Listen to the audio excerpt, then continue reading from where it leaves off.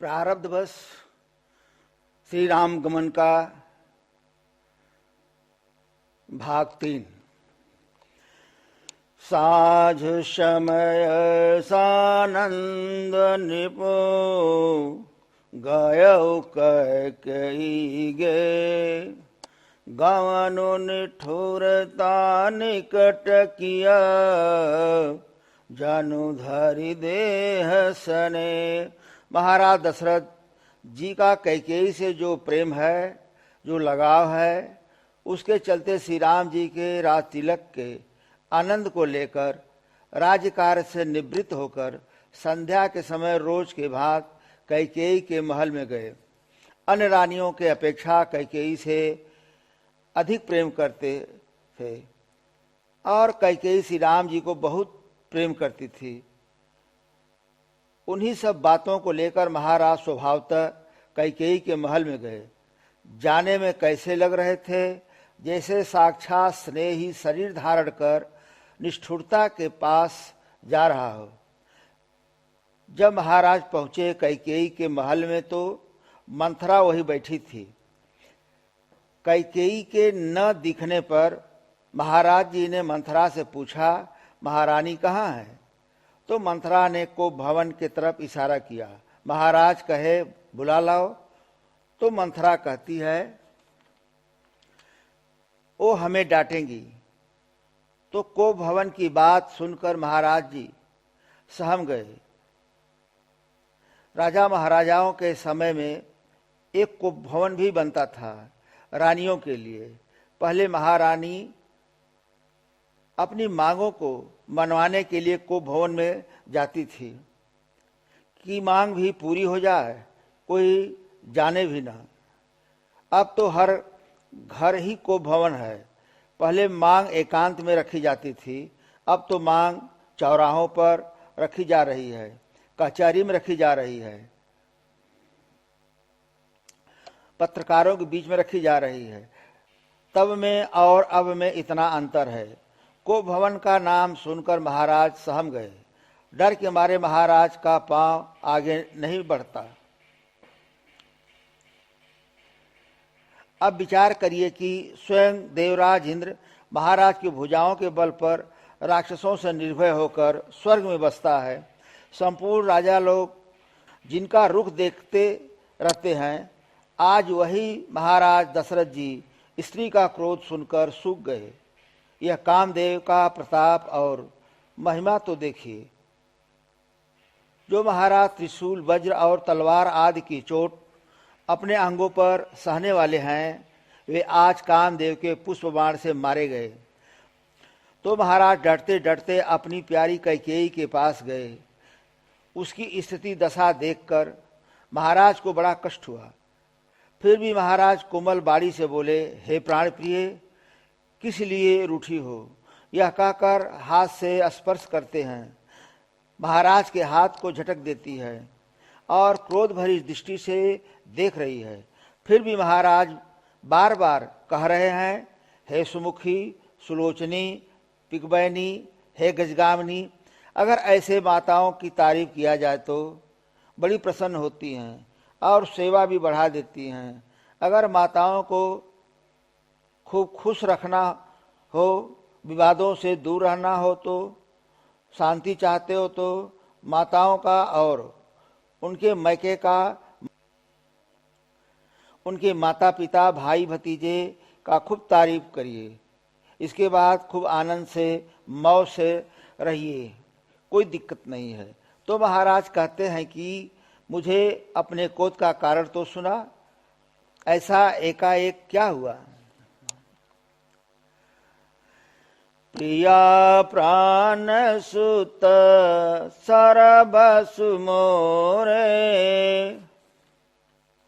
परिजन प्रजा सकल बस तोरे, जो कछु कहाँ कपटु करि तोहि, भामिनी राम शपथ सत मोहि। अब विचार करिए कि जो महाराज का प्रारब्ध है वह अपने हिसाब से परिणाम के तरफ बढ़ता चला जा रहा है। घटना को अंजाम देने के लिए काम कर रहा है। घटना के अनुकूल सब बोलते चले जा रहे हैं, तो क्या महाराज प्रारब्ध की गति समझ पा रहे हैं? नहीं, बल्कि अपनी समझदारी, अपना विवेक, ज्ञान, चतुराई, भिन्न भिन्न शब्दों के माध्यम से स्थिति को सामान्य बनाने की बात सोच रहे हैं, लेकिन बात उलझती चली जा रही है। एक तरह से यहाँ पर महाराज का प्रारब्ध महाराज को बझा दिया। महाराज समझ भी नहीं पाए और कैकेयी को कुछ कहना भी नहीं पड़ा, चूंकि यह जीवन का सूत्र है। इसी तरह हर जीव अपने प्रारब्ध के अनुसार स्वयं फंसता है और महाराज के तरह समझ भी नहीं पाता है।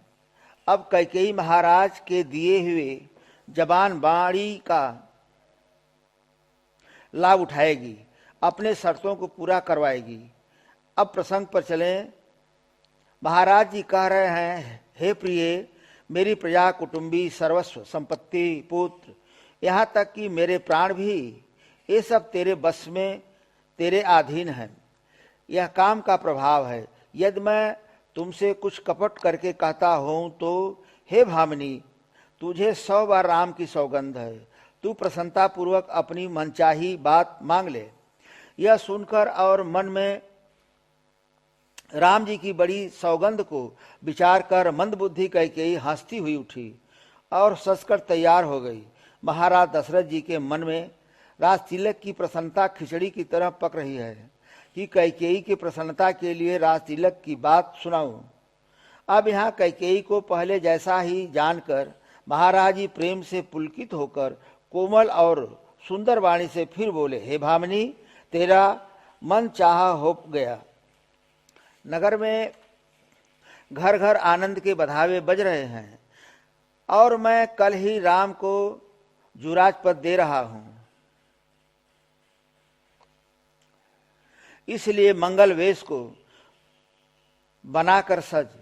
इतना सुनते ही उसका कठोर हृदय फटने लगा, अंदर से छटपटा गई। यही त्रिया चरित्र है कि ऐसी भारी पीड़ा को छिपा लिया। यद्यपि नीति निपुण नर नाहु, नारी चरित जल निधि अवगाहु। जबकि महाराज नीति में निपुण हैं, परंतु कैकेयी के चरित्र को नहीं समझ पा रहे हैं, क्योंकि त्रिया चरित्र अथाह समुद्र है। फिर कैकेयी कपट युक्त प्रेम दिखाकर नेत्र और मुंह मोड़कर हंसती हुई बोली, मागु मागु पै कहु प्रिय, कबहु न देहु न ले, देन कहु वरदान दुई, तेउ पावत संदेव। महारानी कैकेयी कहती है, हे प्रियतम, आप मांग मांग तो कहते हैं, पर देते लेते कभी कुछ भी नहीं। आपने 2 वरदान देने के लिए कहा था, उनके भी मिलने में संदेह है। तब महाराज ने हंसकर कहा कि अब मैं तुम्हारा मतलब समझा कि तुम्हें सम्मान बहुत प्रिय है। तुमने धरोहर के रूप में रखकर कभी मांगा ही नहीं, और तुम जानती हो मेरा भूलने का स्वभाव है। मुझे झूठे दोष मत दो। तुम चाहे 2 के बदले में 4 मांग लो। रकुल में सदा से यही रीत चली आई है। झूठे हु हम ही दोष जनि देहु, दुई कै चारी मांगी मकुले हूँ। रघुकुल रीति सदा चली आई, प्राण जाहु बरु बचन न जाई। जीव इसी तरह प्रारब्ध के प्रभाव में फंसता जाता है, पर महाराज जी की तरह समझ नहीं पाता है। जब बुरी तरह फंस जाता है, जहाँ से वापस निकलना असंभव हो जाता है, तब बात समझ में आती है कि अब हमारे साथ क्या होने वाला है। लेकिन अब समझ भी होकर क्या करेगी? वह समझ किस काम की? लोग कहते हैं कि पिछली बुद्धि गवारन की। महाराज कहते हैं, रकुल में सदा से यही रीत चली आई है कि प्राण भले ही चले जाएं पर वचन नहीं जाता। नहीं असत्य समय पातक पुंजा, गिरि सम होहि की कोटिक गुंजा। सत्य मूल सब सुकृत सुहाए, वेद पुराण विदिति मनु गाए। तहि पर नाम शपथ करियाई, सुकृत स्नेह अवधि रघुराई। बात दृढ़ाई कुमति हसी बोली। अब गंभीरता से यहाँ प्रारब्ध का प्रभाव वर्तमान के जीवन में देखें कि जीव मूक बन जाता है। जीव के मन में जो विचार उत्पन्न हो रहा है, विचारों का जो जन्म हो रहा है, किसके वजह से? तो प्रारब्ध की वजह से। लेकिन जीव या व्यक्ति उसे समझ नहीं पा रहा है। अब इसी प्रसंग पर गंभीरता से विचार करें।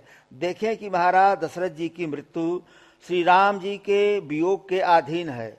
तो आप देखिए कि महाराज प्रारब्ध के प्रेरणा से या प्रारब्ध जीव को प्रेरित करके मति गति अपने अनुरूप पैदा करके दिशा और दशा निर्धारण करता हुआ क्रमशः जाल बुनता हुआ घटना की तरफ बढ़ता चला जा रहा है। बलि के पशु के तरह, चूंकि श्री राम चरितमानस जीवन का दर्शन है, दर्पण है, और यह श्री राम चरितमानस वर्तमान के जीवन का भी सत्य है। क्यों? उसी सूत्र के आधार पर आज भी सारी घटना घट रही है। इसीलिए मानस वर्तमान का भी सत्य है। अब चक्रवर्ती महाराज के माध्यम से प्रारब्ध की मति गति को, कर्म को समझने का प्रयास करें कि महाराज कैकेयी को संतुष्ट करने के लिए क्या कह रहे हैं। जबकि महाराज इसको अपना विवेक, बुद्धि, ज्ञान, समझदारी, उदारता, चतुराई ऐसे ही शब्दों के माध्यम से स्थिति को सामान्य करने में लगे हैं। कैकेयी को संतुष्ट करने का प्रयास कर रहे हैं। प्रारब्ध रूपी कैकेयी पूरी तरह से घात लगाकर समय का, वक्त का इंतजार कर रही है, जगह तलाश रही है। तो महाराज कहते हैं, हे महारानी, असत्य के समान पापों का समूह भी नहीं है। सत्य ही समस्त उत्तम सुकृतों पुण्यों की जड़ है। यह बात वेद पुराणों में प्रसिद्ध है। महाराज मनु जी ने भी यही कहा है।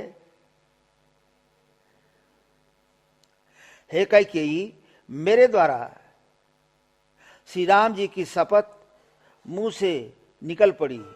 श्री राम जी मेरे सुकृत पुण्य और स्नेह की सीमा है। कैकेयी महारानी ने इस प्रकार पक्की कराकर दुर्बुद्धि कैकेयी हंसकर बोली। एक तरह से कैकेयी के माध्यम से प्रारब्ध के निष्ठुरता का दर्शन करें कि प्रारब्ध यहाँ कितना निष्ठुर बन चुका है। जो कैकेयी सबको प्रिय थी और कैकेयी को सब प्रिय थे, लेकिन आज प्रारब्ध कैकेयी को कितना निष्ठुर बना दिया और सबसे अलग कर दिया कि वही कैकेयी पूरा शत्रु के तरह व्यवहार कर रही है। इसी तरह से जीवन के कर्मानुसार होता है। सुनहु प्राण प्रिय भावत जी का, देहु एक बर भरत ही टीका। कैकेयी पहले वरदान में भरत को राज्य मांग लिया। पहले वरदान में हाथ नहीं जोड़ी, क्योंकि कैकेयी को लगा कि इस पर महाराज मान जाएंगे, इसको हमारे प्रेम के या क्रिया चरित्र के चलते मान जाएंगे। इसी से पहले वरदान में हाथ नहीं जोड़ी। लेकिन दूसरे वरदान को प्रारब्ध रूपी कैकेयी समझ रही है। महाराज कह भी रहे हैं, सुकृत स्नेह अवधि रघुराई। प्रारब्ध भी है, मनि बिनु फनी जिमी जल बिनु मीना। मम जीवन तिमि तुम ही अधीना। तब भगवान कहे थे एवमस्तु करुणा निधि कहओ। यह प्रारब्ध है और प्रारब्ध अपने को जान ही रहा है। जीव के ऊपर पर्दा पड़ जाने के बाद भले ही न समझ पावे, फिर भी उसके प्रेरणा से ही जीव चलता है, कार्य करता है। और महाराज कह भी रहे हैं कि श्री रघुनाथ जी मेरे सुकृत पुण्य और स्नेह की सीमा है। इसी से कैकेयी समझ रही है जो मांगने जा रही हूं यह इतना आसान नहीं है। इसी से दूसरे वर के लिए कैकेयी सावधान होकर हाथ जोड़कर कह रही है कि मेरा मनोरथ पूरा कीजिए। वह मनोरथ क्या है? तापस बेस विशेष उदासी 14 बरस राम बनवासी। कैकेयी की इतनी ही बात सुनते ही महाराज की दशा बिगड़ गई। कौन सी बात पर कि तपस्वियों के वेश में विशेष उदासीन भाव से पूरी अयोध्या से विरक्त होकर मुनियों की भांति राम 14 वर्ष तक वन में निवास करें। अब कैकेयी के वाणी पर ध्यान दें। सुनि मृदु बचन भूप ही अशोकु शशि कर छुअत विकल जिमि को। कैकेयी के कोमल विनय युक्त वचन सुनकर महाराज के हृदय में ऐसा शोक हुआ जैसे रात्रि के चंद्रमा से चकवा विकल हो जाता है, क्योंकि चकवा रात्रि का वियोगी पक्षी है। कैकेयी की बात सुनकर महाराज सहम गए, कुछ कह नहीं पा रहे हैं। महाराज के होश उड़ गए, शरीर का रंग बदल गया, चेहरा लटक गया, मानो वज्र गिर गया हो। माथे पर हाथ रखकर दोनों नेत्र बंद करके महाराज ऐसे सोच करने लगे मानो सोच ही शरीर धारण कर सोच कर रहा हो। इसी तरह जीव जब संचित प्रारब्ध के घेरे में बुरी तरह फंस जाता है तब ज्ञान होता है कि हम तो अब फंस चुके हैं। तो यह ज्ञान किस काम का? तो महाराज कहते हैं अवध उजारी किन्हीं कैकेयी दीन्ही सी अचल विपत्ति कहने। कैकेयी ने अयोध्या को उजाड़ दिया और विपत्ति की अचल नींव डाल दी, बीज बो दिया। किस अवसर पर क्या हो गया? स्त्री का विश्वास करके मैं वैसे ही मारा गया। कवने अवसर का भयऊ गयऊ नारी विश्वास। जैसे योग की सिद्धि रूपी फल मिलने के समय योगी को अविद्या नष्ट कर देती है, इस प्रकार महाराज मन ही मन खींच रहे हैं। महाराज का ऐसा बुरा हाल देखकर दुर्बुद्धि कैकेयी मन में बुरी तरह से क्रोधित हुई और बोली भारत की राउर पूत न होही आने हूँ मोल बेसाही की मोही। क्या भरत आपके पुत्र नहीं है?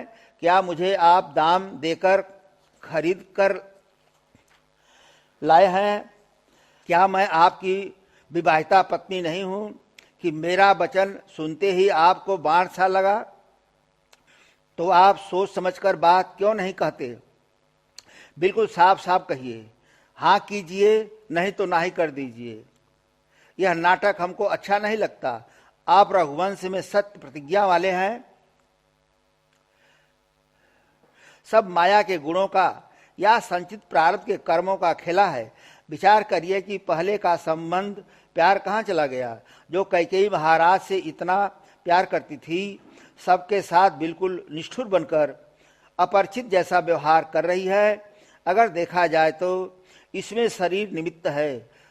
जिस समय गुणों का, परिणामों का मन पर जैसा प्रभाव पड़ता है तो मन उस समय वैसा ही शरीर से, इंद्रियों से कर्म करवाता है।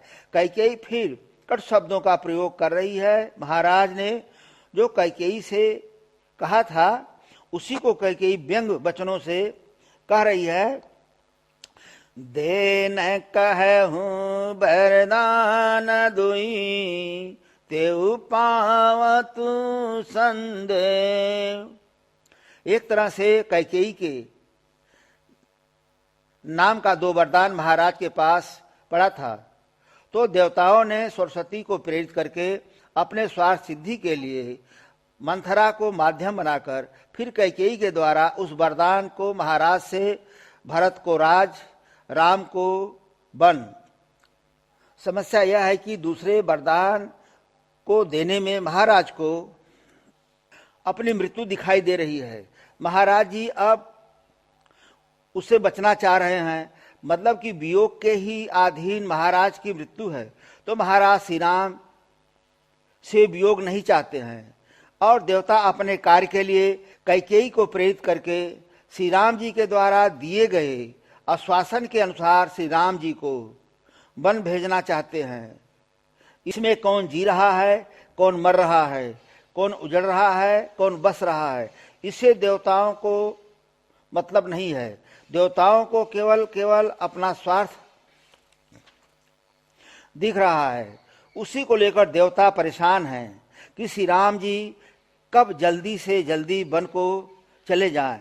इसी को लेकर चूंकि सरस्वती वाणी की देवी हैं, तो कैकेयी के वाणी पर बैठकर प्रेशर बना रही हैं। तो कैकेयी कहती है, न कहूँ अब जनि बरु देहु, तजहु सत्य जग अपजसु लेहु, सत्य सराही कहूँ बरु देना, जाने हुले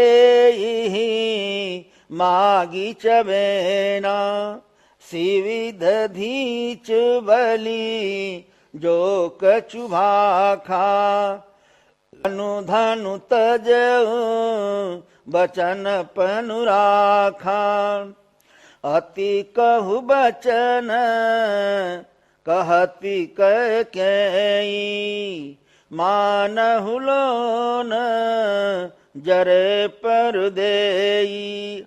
कैकेयी महाराज जी से कहती है, आपने ही वर देने को कहा था, अब भले ही मत दीजिए, सत्य को छोड़ दीजिए और जगत में अपजस लीजिए। सत्य की खूब सराहना करके दुहाई देकर वर देने को कहा था। क्या समझा कि कैकेयी चबेना मांगेगी? राजा शिवी, दधीच और बलि जो कुछ कहा, ये लोग शरीर और धन त्याग कर भी अपने वचन की प्रतिज्ञा को निभाया। स्वार्थी लोग कैकेयी के तरह ही शास्त्र का सहारा लेकर सामने वाले पर प्रेशर बनाकर कैकेयी की तरह अपना स्वार्थ सिद्ध करते हैं, लेकिन कैकेयी की तरह आगे आने वाले अपने प्रति परिणाम को नहीं देख पाते हैं कि आगे चलकर हमको विधवा होना पड़ेगा और हमारा जीवन कलंकित हो जाएगा। फिर भी कैकेयी बहुत ही कड़वे वचन कह रही है, जैसे जले पर नमक छिड़क रही हो। महाराज तिलमिला गए, नहीं बर्दाश्त हुआ, नहीं रहा गया। तब महाराज ने धर्म धुरंधर धीर धरी नयन उभारे राज, सिर धुन लीनी उषासयसी,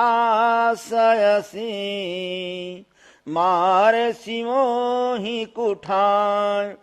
धर्म की धुरी को धारण करने वाले महाराज दशरथ जी ने धीरज धरकर नेत्र खोले और सिर धुनकर तथा लंबी सांस लेकर इस प्रकार कहा कि इसने मुझे बड़े कुठौर मारा। मतलब कैकेयी ने ऐसे कुछ समय में ऐसी परिस्थिति उत्पन्न कर दी जिससे बचकर निकल पाना बहुत ही कठिन हो गया। फिर आगे देखें तो आगे दीख जरत ऋषि भारी, मानहु रोष तर वारी उघारी। प्रचंड क्रोध से जलती हुई कैकेयी सामने इस प्रकार दिखाई पड़ी, मानो क्रोध रूपी नंगी तलवार लेकर खड़ी हो। ऐसी स्थिति को देखकर महाराज जी ने सोचा, क्या सत्य ही यह मेरा जीवन ले लेगी? तब महाराज जी ने अपनी छाती कड़ी करके बहुत ही नम्रता के साथ कैकेयी को प्रिय लगने वाली बाणी बोले। क्या बोले? प्रिया बचन कस कहसी कुभाती, भीर प्रतीति प्रीति करिहाती। मोरे भरत राम दुई आँखी, सत्य कहूँ करी शंकर साखी। चक्रवर्ती महाराज परिस्थिति को संभालने का प्रयास कर रहे हैं और कह रहे हैं, हे प्रिय, हे भीरू, विश्वास और प्रेम को नष्ट करके ऐसे बुरी तरह के वचन कैसे कह रही हो? मेरे तो भरत और राम दोनों दो आंखें हैं, यह मैं शंकर जी को साक्षी देकर सत्य कहता हूँ। मैं अवश्य सवेरे ही दूध भेज दूंगा, दोनों भाई सुनते ही तुरंत आ जाएंगे और मैं शुभ मुहूर्त सुधवाकर सब तैयारी करके डंका बजवाकर मैं भरत को राज्य दे दूंगा। और लोभुन राम ही राजु कर, भक्त भरत पर प्रीत। मैं बड़ छोट विचारी जिया, करत रहूं निपुनीत। राम को राज्य का लोभ नहीं है और भरत पर राम का बड़ा ही प्रेम है। मैंने ही अपने मन में और तुम्हारा राम के प्रति प्रेम देखकर राजनीति का विचार कर उसी का पालन कर रहा था। कैकेयी, तुम्हारे मन में भ्रम है।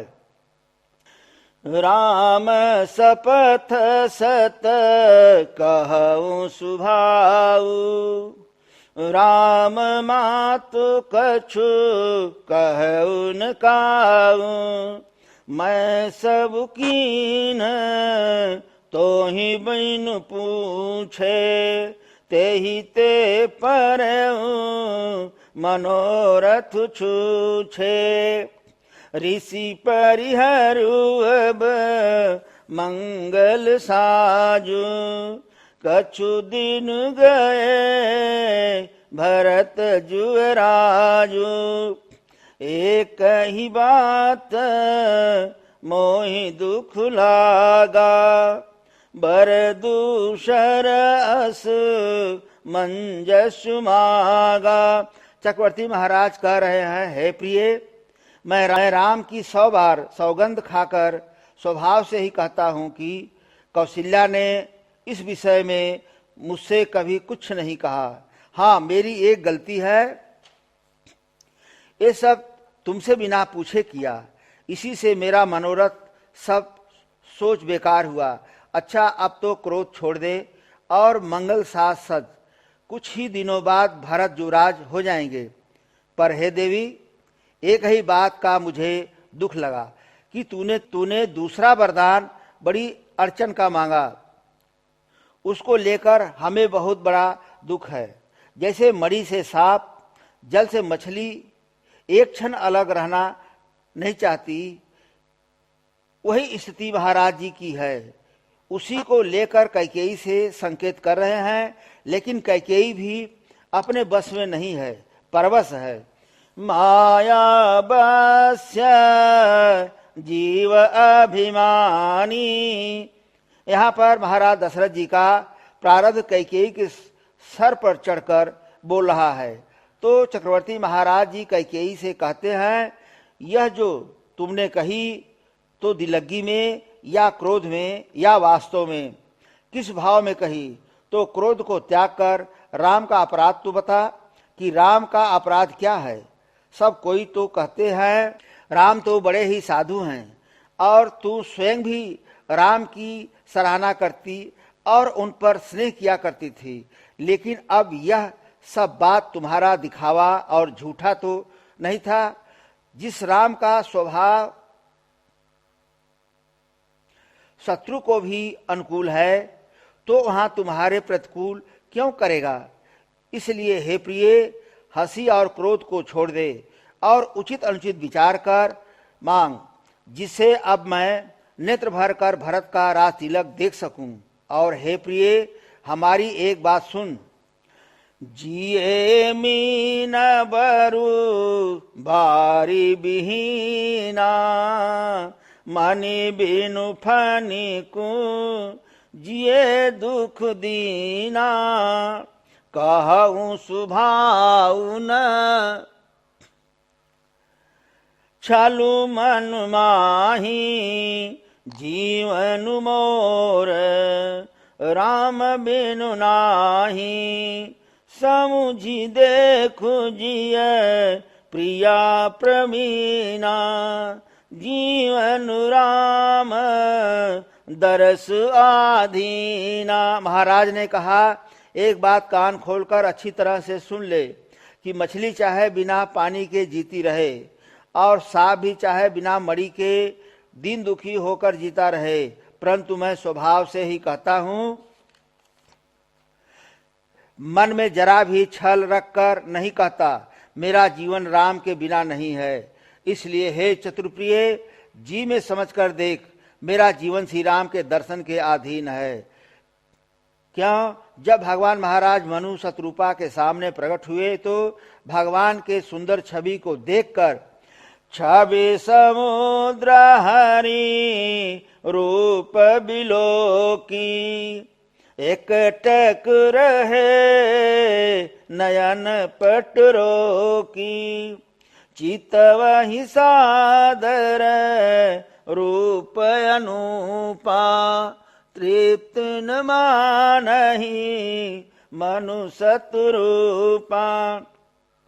हरस विवश तन दशा भुलानी, परे दंड इव गही पदुपानी। तो प्रभु ने अपने कर कमलों से उनके मस्तक को स्पर्श किया और उन्हें तुरंत उठा लिया और कहा, बड़ा भारी दानी मानकर जो मन में भावे वही मांग लो। तो मनु जी सोचे कि अगर प्रभु को पुत्र रूप में मांग लूं तो शोभा के समुद्र श्रीहरि के रूप का सुख हमेशा मिलता रहेगा। उसी सुख में निमग्न रहने के लिए प्रभु को पुत्र रूप में मांग लिए और भगवान पुत्र बनना स्वीकार कर लिए। फिर मनु जी मणि और सर्प का उदाहरण देकर कहे कि इस सुख के बिना हमारा जीवन आपके अधीन हो। तो भगवान कहे एवमस्तु।